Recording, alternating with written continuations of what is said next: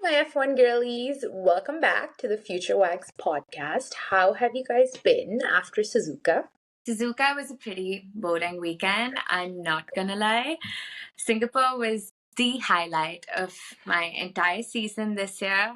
I actually Facts. saw Ferrari win, which was truly incredible, and I haven't seen that live since forever. Yeah. It just was so different. But anyway, in Suzuka, Red Bull wins the Constructor Championship. So congratulations, Red Bull.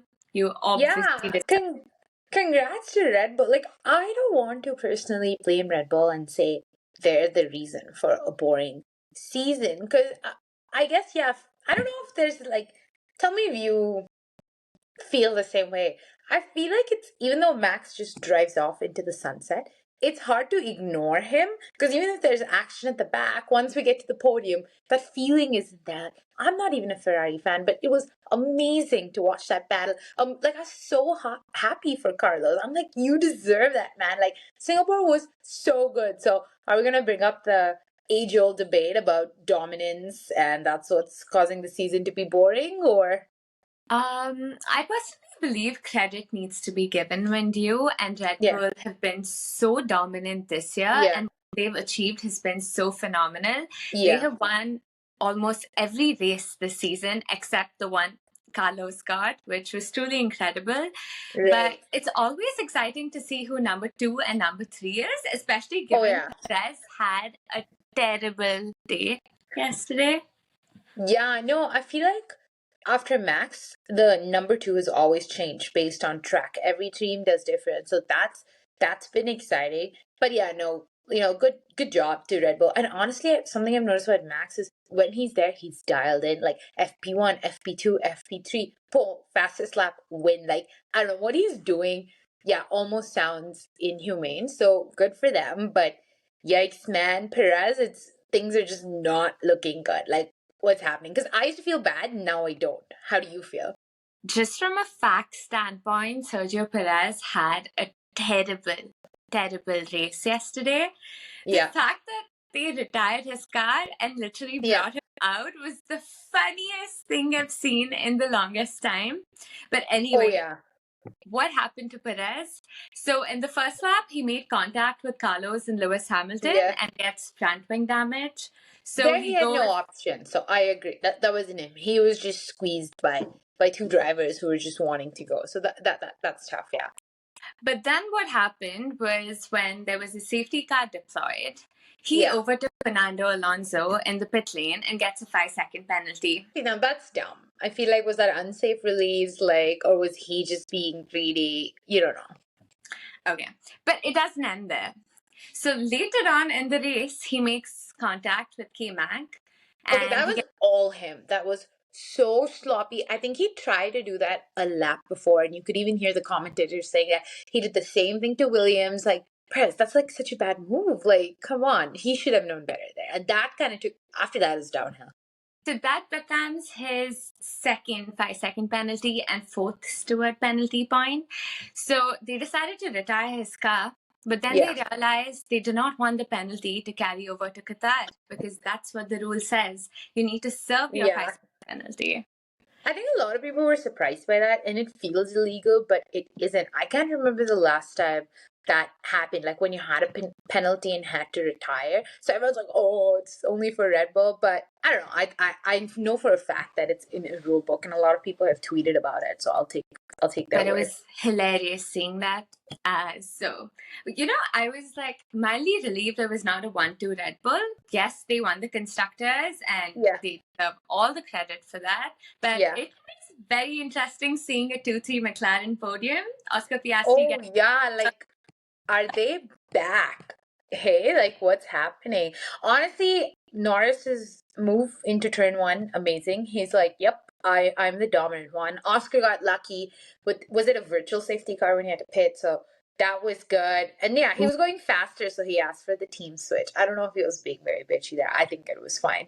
He was faster, so he deserved the switch, right? No, 100%. Like Lando had more pace a little later, and Yeah. the way he said it in the radio was a little rude. Like, do you want Mercedes to like go ahead of us? But I'm glad they did the switch, and Oscar gets his first podium, and it could not have Aw. been a better way than bringing in his 3-year contract extension with McLaren. Oh yeah.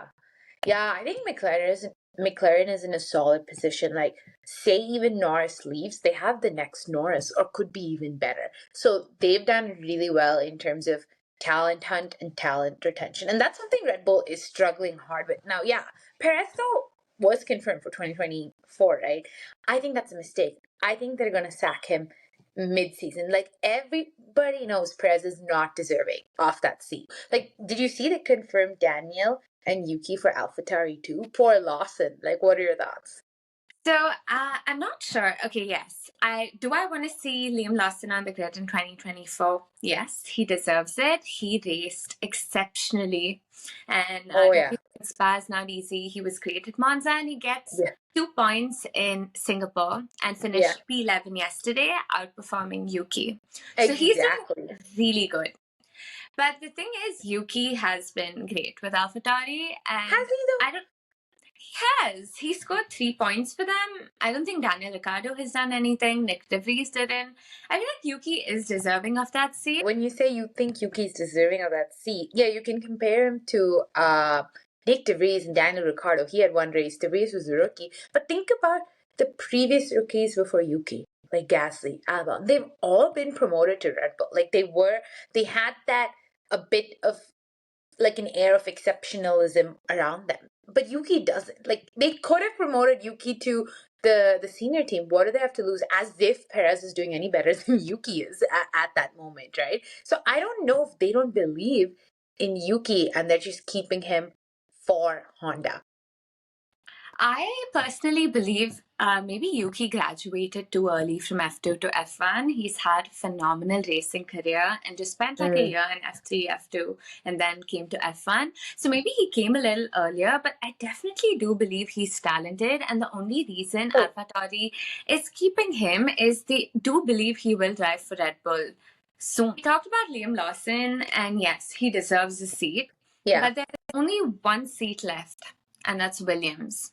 But before we yeah, even dive into that, one thing I want to cover is Christian Horner recently yeah. said it is unlikely that Williams will take a driver only for a year. And they were referring, obviously, to Liam Lawson. Why 1 year? Well, we have the whole Williams Mercedes connection, right?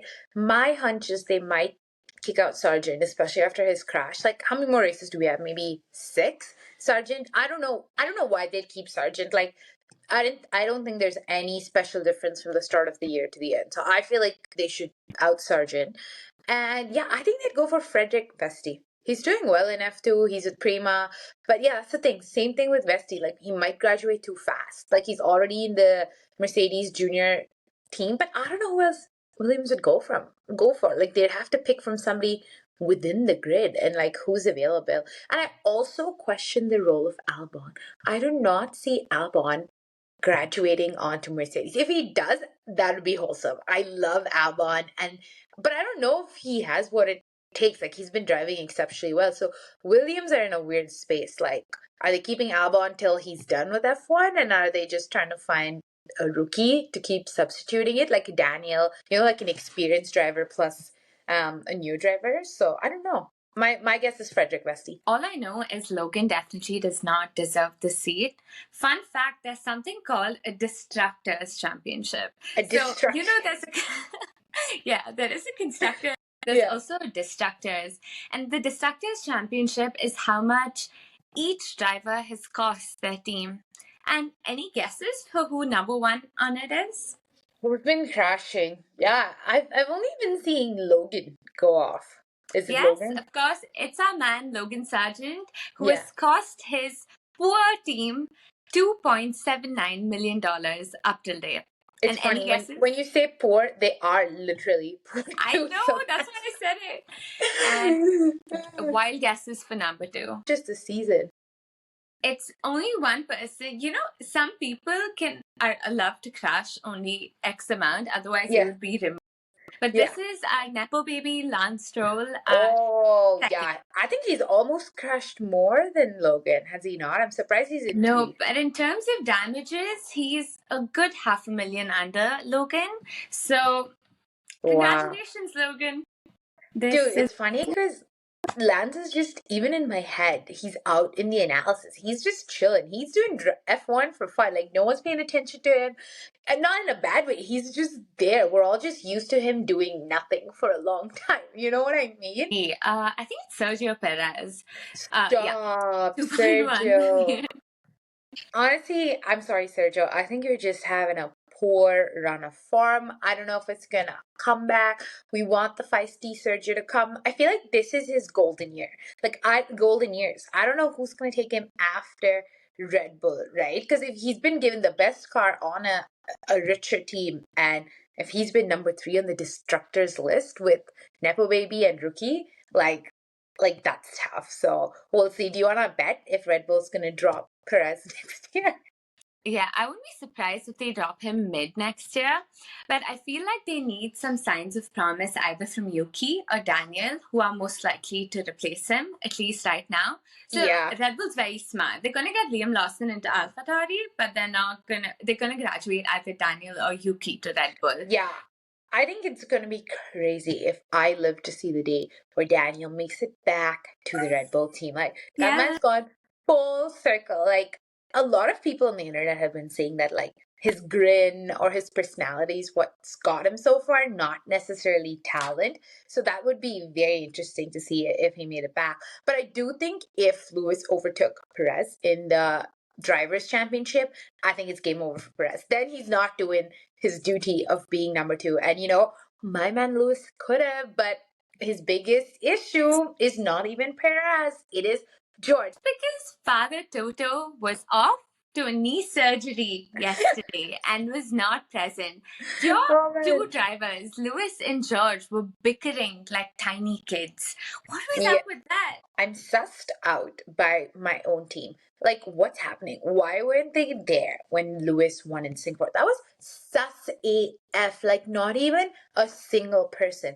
And I think when Bono at Suzuka said, "Oh, that was a tough race, mate. Good job on the P5 or something," Lewis was silent in the entire lap till he drove back to the pits. So I don't know why Mercedes would even think that George Russell is better than Lewis. And do it's strange because they're giving Lewis such a fat contract. Like, why would they do that if they didn't believe in Lewis? But all their actions via radio messages, you saw that in Singapore, it seems like they're favoring George. They're almost making him number 1. But I think Lewis is done. He's done with his, okay, like, I'll just wait for George to get by. I know George's a rookie, so he's going to freaking crash on his own. I don't have to do it. His bad boy era is coming back. And I don't think George even knows what's in store for him. I don't even think he knows what Lewis is going to unleash if this is what George pushes towards. And I think we got a preview of that yesterday because George in his radio said, "Who do we want to fight here, each other or the others?" So Lewis put him back in place real quick. He's like, "Okay, you want elbows out?" Like, no offense, like George Russell, like, take it easy, man. Like, I know you're eager. Play the team game here. Like, we could be number 2 on constructors, but it's a George issue. So as a Mercedes fan, I'm unhappy with my team, but you as a Ferrari fan would know how that feels. So any points of consolation? No, rude. But, so I think George's mistake of crashing on the 62nd lap in Singapore GP really screamed rookie. Like when he shouted, "What am I, a rookie?" Yes, George, the way you drove and crashed into literally the gap in Singapore, the number of memes I saw. They're like, "Oh, George crashed," and Max is like, "Oh, who ran into him?" And then he was like on his own. Even Max was in denial that happened. Disbelief that someone would crash on the final lap. Like, especially when you were on track to get a podium, you were fighting for third, a guaranteed third. But I was happy for Lewis anyway. Like, shout out to McLaren, Ferrari, and Red Bull. Everyone congratulated him, and that was cute. Like, bro, he's the GOAT. I think Mercedes was probably dealing with George's crash situation. No, but what the heck? I know. I don't even, and this is not the first time. It's the second time it's happened. And I think George crashed in the other race too. I'm like, I don't know. I don't think, where's Lewis's engineers? Where's Lewis's side of the garage? Because they're not fixing George, right? I think they're betting so much on the future, and they know Lewis as exceptional as he is. I don't know. I'm just trying to find reasons, but it's not justified. Your team has to be there celebrating you. Yeah. I think they forget that Lewis is what made them. Like, look, Mercedes has some very exceptional strategists. The team was on power, but without Lewis, they would not be where they are today. So let's not forget who Lewis is, and I can't wait for his bad boy era. And George, like, play the team game, man. Your time will come. So don't cost us. Don't cost us points. That's it. But did you see? It was funny when they were trying to do the switch. Carlos is like, "Oh, they're using my own trick against me." Carlos is so cute. He is the Ferrari strategist we wanted, needed. And it's like, for me as a Ferrari fan, like Mercedes played really well into their strategy. They undercut by hitting Lewis first, a podium. But I saw pretty early on in the race that it was not very exciting. As I said, it was always 1, 2, 3 maintaining the same positions they did. Yeah. So it was not a shocker, the result. But I think Ferrari is doing really well, and they're getting really close to second place. Mercedes, Ferrari are now differing by just 20 points in the Constructors' Oh man. Yeah, I know. We gotta keep ahead of you guys. But George Russell, I swear he's a Ferrari team player rather than a Mercedes one. Speaking of Ferrari strategists, I saw the funniest meme. It's like George Russell has the ego of Mick Schumacher with the abilities of Ralph Schumacher. That had me dead.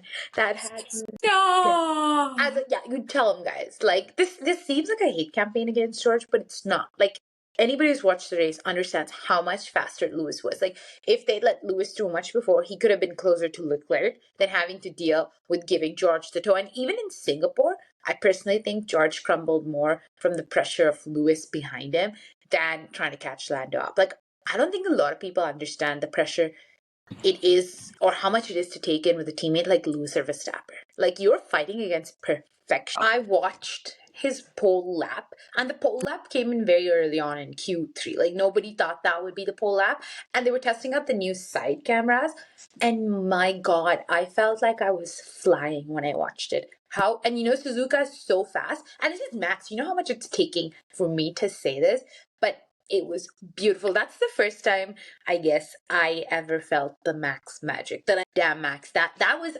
artistry. That wasn't just him going from point A to point B. So I don't know if you caught that pole lap. No, it was incredible. And honestly, I'm quite dazzled by Max all the time.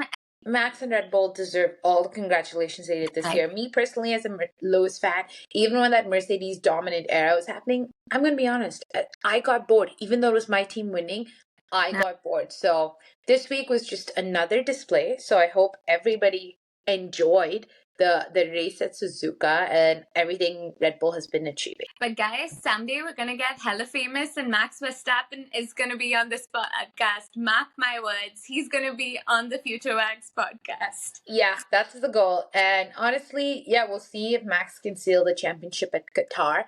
And that's when you will catch us again, the weekend of Qatar. So until then, stay dialed in